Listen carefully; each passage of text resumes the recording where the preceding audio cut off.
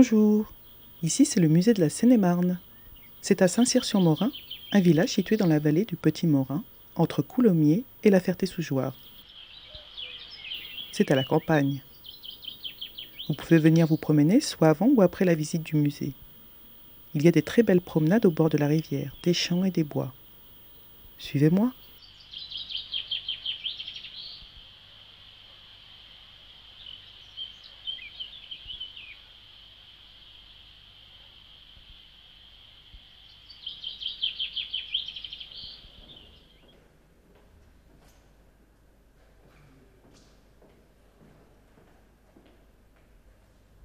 Ici, c'est un musée de société. Ça veut dire qu'on présente des objets du quotidien et les outils dont se servaient les agriculteurs, les villageois, les artisans, dans cette région qui s'appelle la Brie.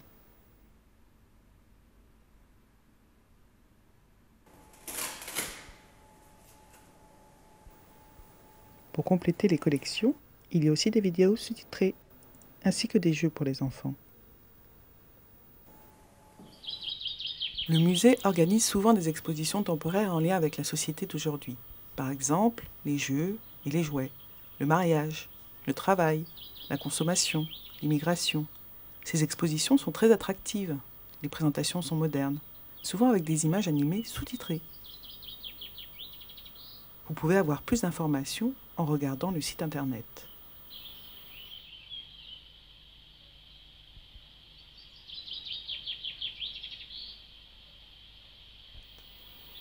Autour du musée, vous avez des plantes qu'on cultivait autrefois, car elles étaient utiles pour l'homme. Le pastel,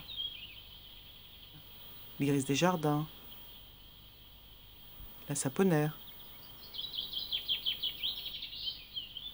Il y en a aussi qu'on cultive aujourd'hui.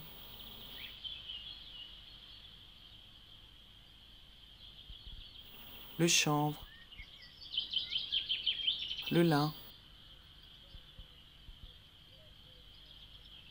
Et on a aussi des rosiers créés en Seine-et-Marne comme la rose de Provins.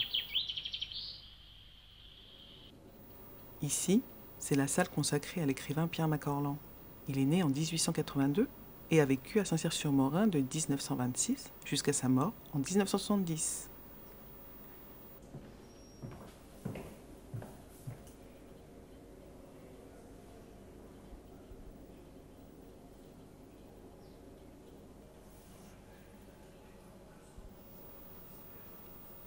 Il a écrit beaucoup de romans, dont un très connu, parce que le cinéaste Marcel Carnet en a fait un film célèbre en 1938, Le Quai des Brumes, avec Jean Gabin et Michel Morgan.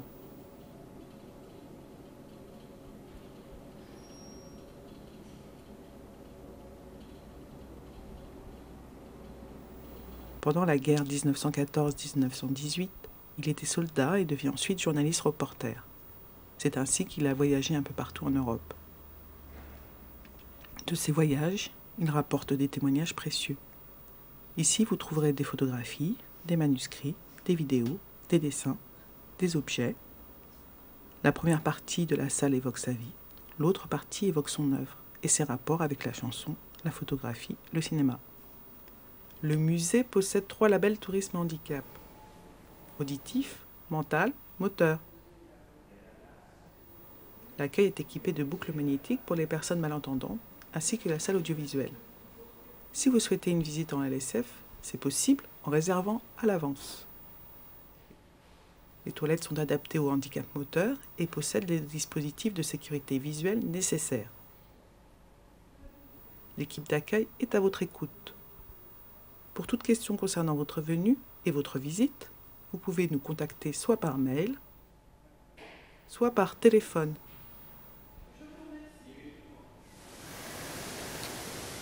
La maison de Pierre Macorlan est à 700 mètres du musée dans le village, dans le hameau d'Archet.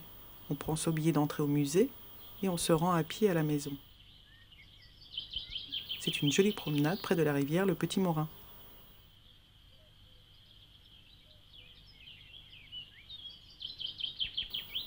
Pierre Macorlan a vécu dans cette maison pendant 50 ans avec sa femme Marguerite, qui est décédée en 1963. Ensuite, il y a vécu seul jusqu'en 1970. La maison a 2 niveaux et un jardin bordé de la rivière du Petit Morin. Sa maison est meublée exactement comme dans les années 1960. Rien n'a bougé. Ce sont les objets, les meubles de Macorlan. C'est sensationnel de plonger dans le cadre intime de l'écrivain. On a l'impression qu'il vient juste de partir. On sent encore sa présence, le tabac et le pot-au-feu.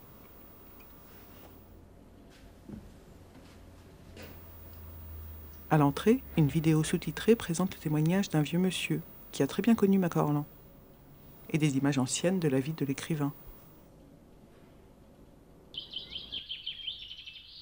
N'oubliez pas, nous sommes à votre disposition pour vous aider à organiser votre visite et vous accueillir.